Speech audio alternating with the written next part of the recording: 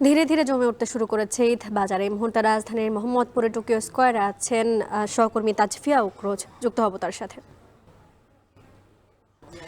তাজফিয়া, ঈদের বাজার পরিস্থিতি জানতে চাই এবং কেনাকাটার খবর জানতে চাই।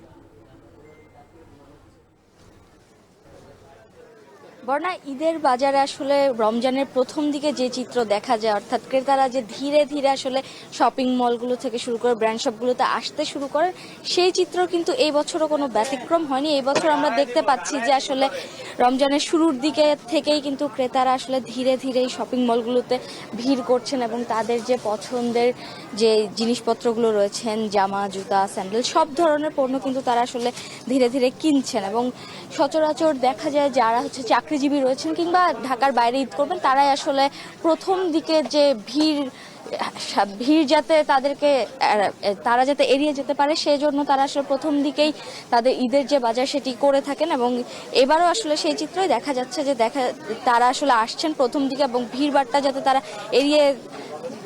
যাতে আরামে তাদের ঈদের বাজার করতে পারে, সেই জন্য তারা আসলে এই সময়টাতে আসছেন। কিন্তু এখানে বিক্রেতাদের সাথে আমরা কথা বলেছি, বিক্রেতারা বলছেন যেহেতু এখন রোজার শুরুর দিক চলছে, তাই আসলে তাদের যে আকাঙ্ক্ষিত বেচাকেনা তারা সেটি আসলে এখনো করতে পারছেন না।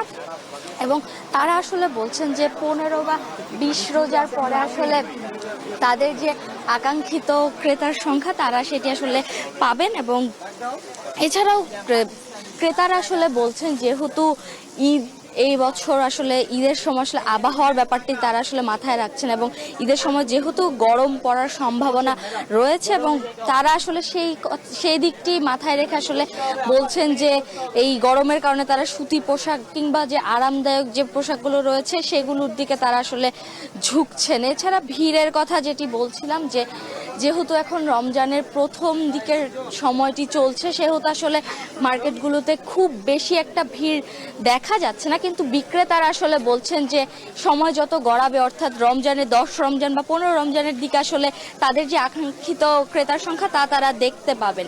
তো এই ছিল আমার কাছে ঈদের বাজারের সবশেষ।